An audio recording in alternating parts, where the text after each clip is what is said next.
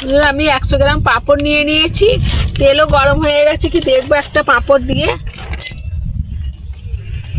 আর এই যে ঝাঁঝরি নিয়ে নিয়েছি, সাঞ্চা, এটা সাঞ্চা, ঝাঁঝরি ওটা সাঞ্চা, সাঞ্চা নিয়ে নিয়েছি।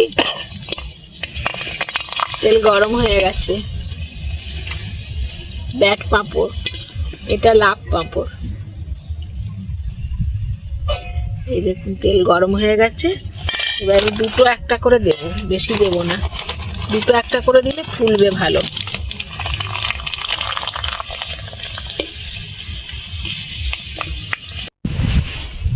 বন্ধুরা আমার পাঁপড় ভাজা হয়ে গেছে, আমি প্লাস্টিকে তুলে নিচ্ছি। এত হাওয়া দিচ্ছে, আমার চুল এদিক থেকে ওদিকে চলে যাচ্ছে। আজকে খুব হাওয়া মাঠে, রোদ্দুরও আছে।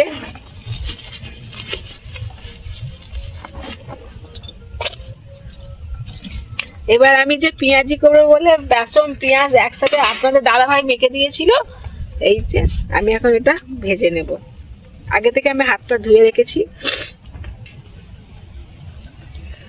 পাঁপড়ের তেলেই ভেজে নিচ্ছি।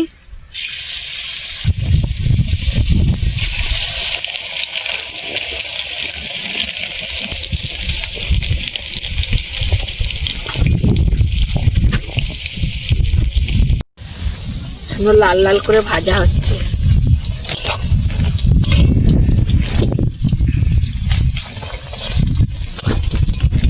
পেঁয়াজি ডাল, তারপরে ভাত, গরম ভাতে খেলে দারুণ লাগে। মুসুর ডাল দিয়ে পেঁয়াজি করে, আবার মুড়িও খেতে ভালো লাগে সন্ধ্যের টাইমে। টিফিনটা পেঁয়াজি করে মুড়ি দিয়ে মাখিয়ে দারুণ লাগে খেতে।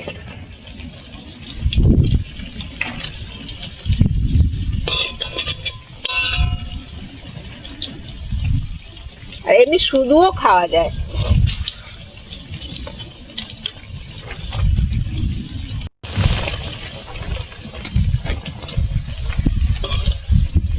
পেঁয়াজি ভাজা হয়ে গেছে আমার, এই দেখুন।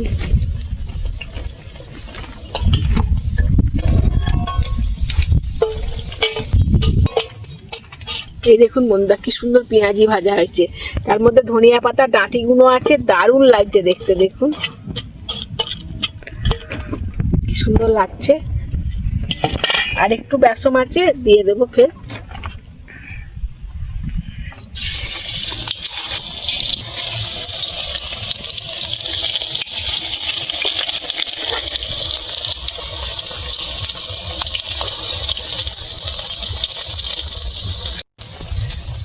দুবারেই আমার পেঁয়াজি ভাজা হয়ে যাচ্ছে, একবার তুলে নিলাম দিয়ে আর একবার দিয়েছি, হয়ে গেছে।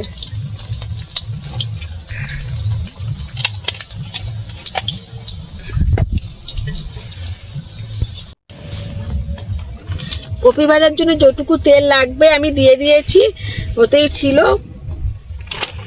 এবার আমি শুকনো লঙ্কা দিয়ে দেবো, ছিঁড়ে নিয়েছি, একটা শুকনো লঙ্কা দিয়ে দিচ্ছি, আর একটা দিয়ে দেবো, দুটো শুকনো লঙ্কা দিচ্ছি। আর কপিটা ভাজতে গিয়ে আমি কালো জিরে দেবো না, সর্ষেও দেবো না, আর গোটা জিরে সাদা দেবো না, সাদা গোটা জিরে দেবো না। আমি দেবো 5 ফোড়ন। 5 ফোড়ন দিয়ে কপিটা ভাজবো।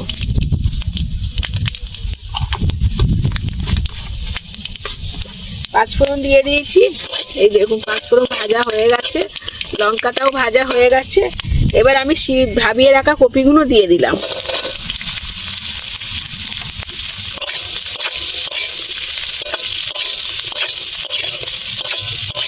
ফুলকপি ভাজা খেতে খুব ভালো লাগে।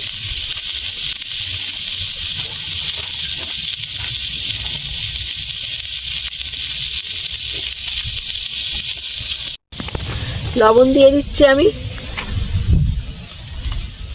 হাত মতো লবণ দিলাম, পরিমাণ মতো হলুদ দিয়ে দিচ্ছি।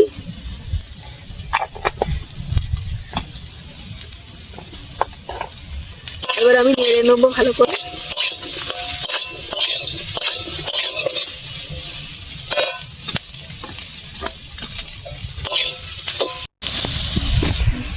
এই দেখুন কপিটা কত সুন্দর ভাজা হচ্ছে।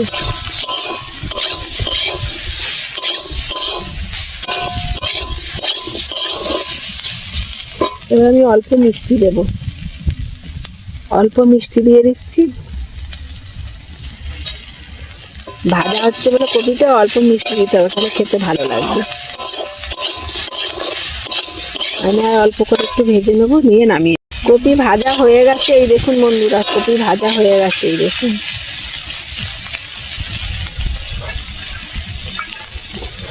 এবার আমি তুলে নেব। বাটিটা আগে থেকে ধুয়ে পরিষ্কার করে রেখেছি, বাটিটা আমি আস্তে আস্তে তুলে নেব।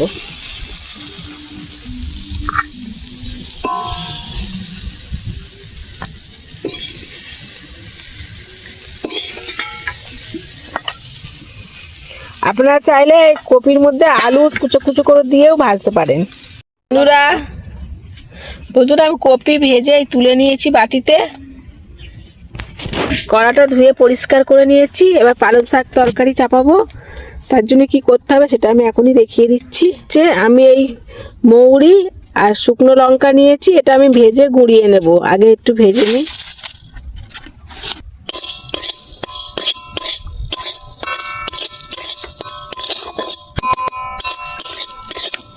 কপিটা ভেজে নিয়েছিলাম, ওই কড়াতেই আমি শাক চাপিয়ে দিতাম, কিন্তু আমাকে মনে পড়লো আবার যে আমাকে মৌরিটা আর শুকনো লঙ্কাটা ভাজা নেই।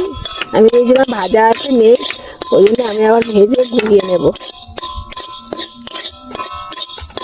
মৌরি আর শুকনো লঙ্কা ভাজা হয়ে গেছে, এবার আমি হামানদিস্তাতে তুলে নেব। কড়াটা আমি পরিষ্কার করে নিয়েছি, এবার আমি তেল দিয়ে দিচ্ছি পালং শাক তরকারি চাপানোর জন্য। তেল দিয়ে দিয়েছি, আর হামানদিস্তার যে মশলাটা ভেজে নিয়েছি সেটা আমি এখন গুঁড়ো করে নেব।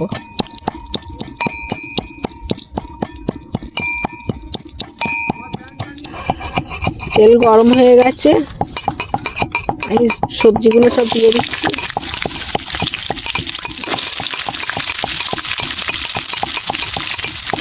দাদাভাইকে বললাম যে একটুখানি মশলাটা গুঁড়ো করে দেওয়া, তো ভেজে দিয়েছি, গুঁড়ো করে দিচ্ছে।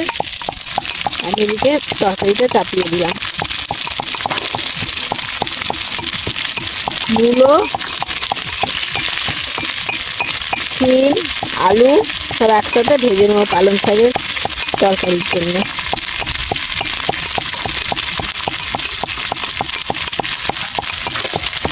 এগুলো সব আমাদের চাষের, আগেই দেখিয়ে দিয়েছি।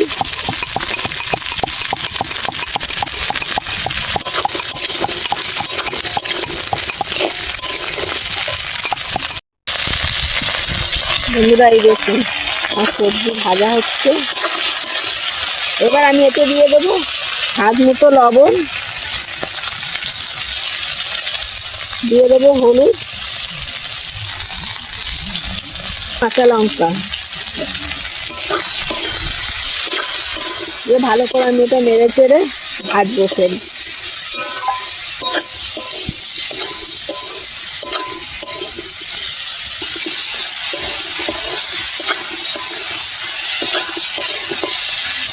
দেখুন বন্ধুরা সবজিটা পুরো ভালো করে ভাজা হয়ে গেছে। দেখুন ভালো করে ভাজা হয়ে গেছে।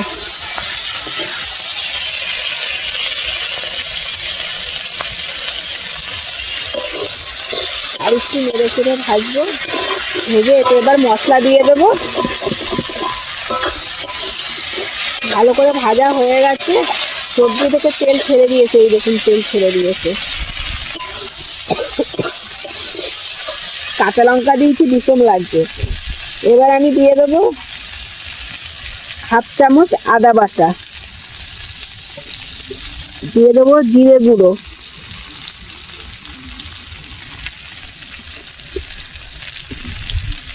দিয়ে দেবো হাফ চামচ ধনিয়া গুঁড়ো। আমি ভালো করে নেড়ে চেড়ে নেব।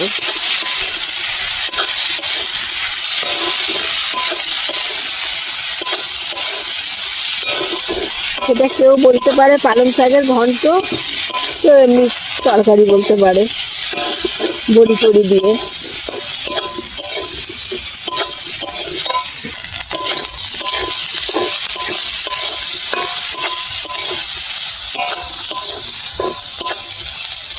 ভালো করে মশলাটা কষানো হয়ে গেছে। তো এবার আমি দিয়ে দেবো চিনি। শাকে তো একটু মিষ্টি দিতেই হয়, ওই জন্য আমি চিনি দিয়ে দিচ্ছি অল্প করে। দিয়ে আবার একটু নেড়ে নেবো ভালো করে। এবার কেটে রাখা পালং শাকটা দিয়ে দিচ্ছি।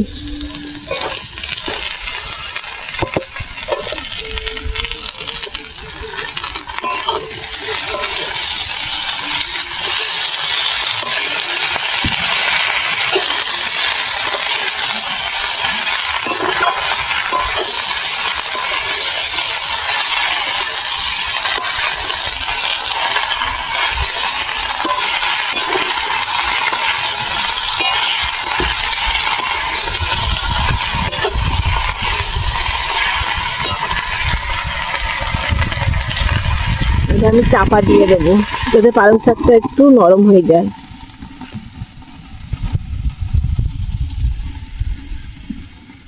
এবার আমি ঢাকনাটা খুলে দেবো, দিয়ে আবার একটু নেড়ে চেড়ে নেব।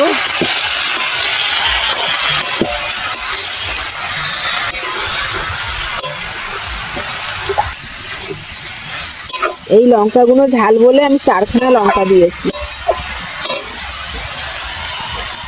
অল্প একটু কাশ্মীরি লঙ্কা দিয়ে দেবো।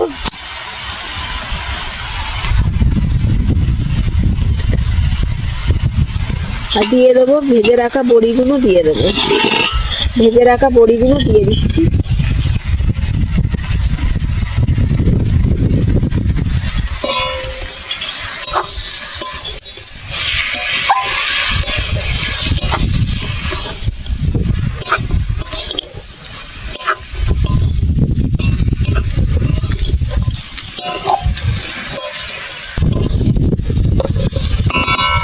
আর একবার চাপা দিয়ে দেব। আমি আবার ঢাকনাটা খুলে দেব। খুলে আমি আবার একটু ভালো করে নেড়ে দেবো। মশলাটাও কষানো হচ্ছে, এখন আমি জল দিইনি। শাকটাও ভালো করে ভাজা হয়ে যাচ্ছে, সেন্টও ছেড়ে খুব সুন্দর। আমি কিন্তু আজকে কিছুতেই রসুন ব্যবহার করিনি। পেঁয়াজ আমি দুটো তরকারিতে পেঁয়াজ রসুন কিছুই দিইনি, শুধু পেঁয়াজই করেছি। তাতে পেঁয়াজি করতে গেলে পেঁয়াজ তো লাগবেই, আর রসুনটা আমি কিছুতেই ব্যবহার করিনি। এবার আমি অল্প জল দিয়ে দেব।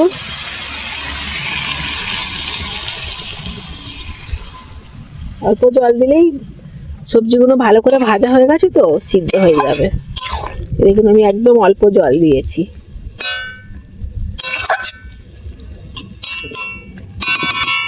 এই জলটা দিয়ে কিছুক্ষণ পরে খুলে দেখবেন, তাও জল অনেকটা বেরিয়ে গেছে। আমি এখন ঢাকা দিয়ে দিচ্ছি ফের। তরকারি ফুটছে, আমি একবার ঢাকনা খুলে দেখবো। তরকারি ফুটছে, এবার আমার কেটে রাখা বেগুনটা আমি এবার দিয়ে দিচ্ছি।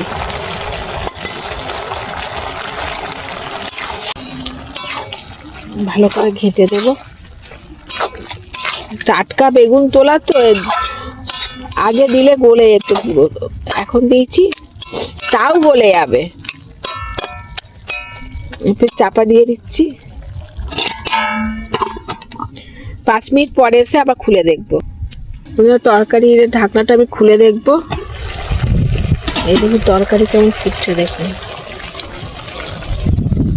তরকারিটা ঘেঁটে একটু নেড়ে চেড়ে ঘেঁটে নেবো। তরকারিটা আমি বাটিতে ঢেলে নেব। তরকারিটা এখনো কিন্তু হয়নি, আমি বাটিতে ঢেলে দিচ্ছি। এই দেখুন বন্ধুরা, আমি তরকারিটা ঢেলে নিয়েছি। কড়াটা আমি আর ধুইনি, ওই কড়াতে আমি তেল দিয়ে দেবো অল্প।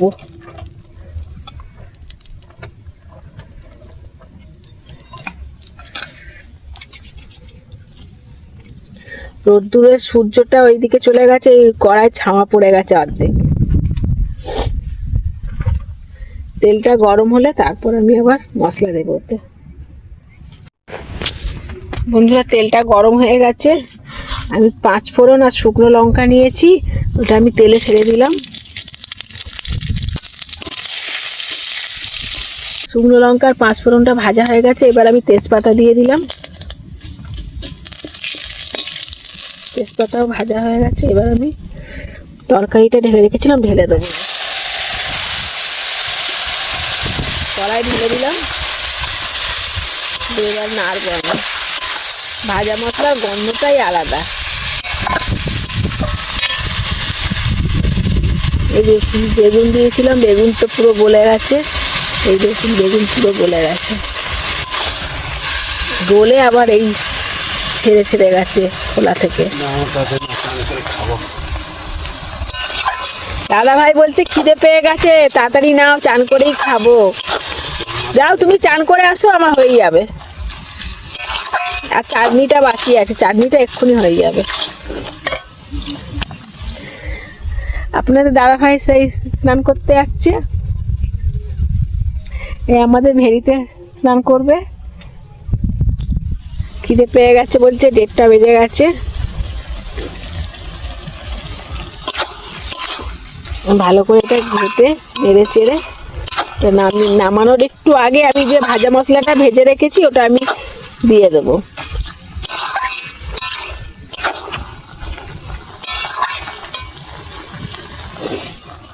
পুরো নিরামিষ তরকারি হলো এটা, পালং শাকের ঘন্ট বড়ি দিয়ে।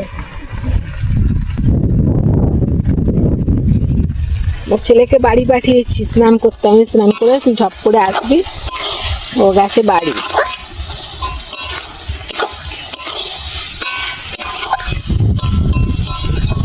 কালারটা খুব সুন্দর হচ্ছে দেখুন বন্ধুরা, পালং শাকের ঘন্ট। আমার ছেলের তরকারি বড়ি খেতে খুব ভালোবাসে, ওই জন্য তরকারি বড়ি কিছুটা ঘেঁটে গেছে, আমি আলতোভাবে নাড়তে চাইছি যাতে না ঘাঁটে।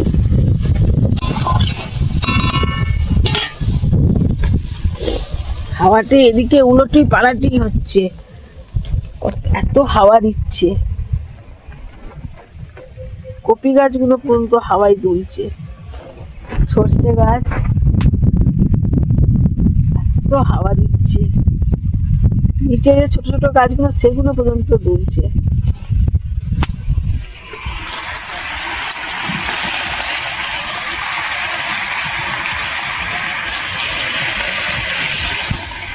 এই দেখুন বন্ধুরা তরকারিটা হয়ে গেছে আমার। আমি এবার যে ভাজা মশলাটা ভেজে গুঁড়িয়ে রেখেছি ওটা আমি ওপর দিয়ে ছড়িয়ে দেবো। দিয়ে আমার একটু ঢেকে দেবো আমি ভালো করে।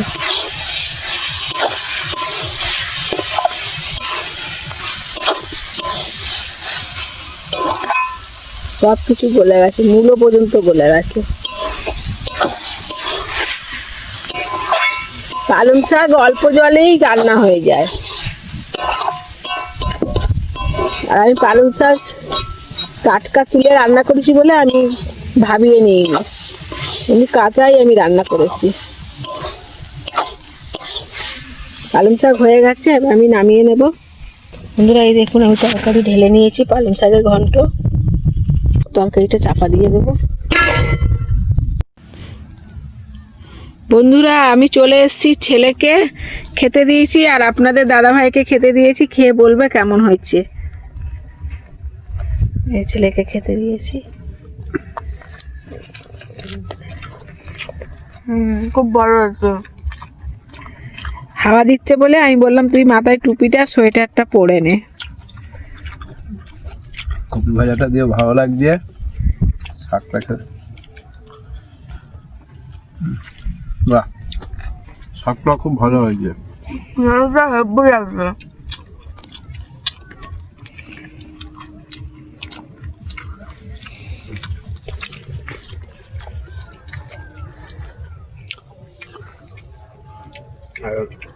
চিংড়ি মাছ গেলে পরে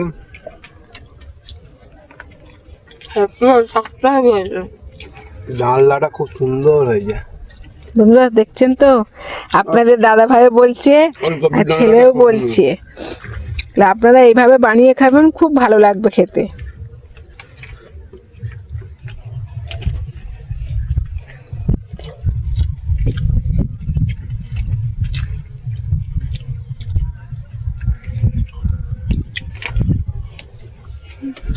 খুব ভালো হয়েছে। চলুন তাহলে বন্ধুরা, পরের ভিডিওতে আবার দেখা হচ্ছে। টাটা। আমার একটা ছোট্ট সদস্য চলে এসেছে আমার রান্নাঘরে। এই দেখুন, কেমন হয়েছে বাবা? ভালো হয়েছে, দারুণ হচ্ছে। খাও। ও শুধু ওলকপির তরকারি নিয়েছে আর পেঁয়াজি নিয়েছে, পেঁয়াজি খাচ্ছে। খেয়ে না আস্তে আস্তে। হ্যাঁ, স্কুল থেকে বাড়ি এসে তারপর এলো।